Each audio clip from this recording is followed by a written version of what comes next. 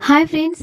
హిందువుల పండుగలు హిందూ క్యాలెండర్ ప్రకారం జరుపుకుంటారు. అంతేకాదు హిందువుల పండుగలు ఏ సీజన్‌లో వస్తే ఆ సీజన్‌కు అనుగుణంగా జరుపుకుంటారు.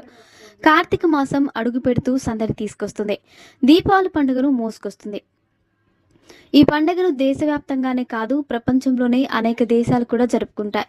చెడుపై మంచి గెలిచినందుకు సంతోషం వ్యక్తం చేస్తూ తమ ఆనందోత్సవాలలో దీపాల వెలుతురులో వ్యక్తం పరుస్తూ బాణసంచా కాలుస్తారు. అయితే దీపావళి పండుగను జరుపుకోవడానికి పురాణాల్లో అనేక కథలున్నాయి.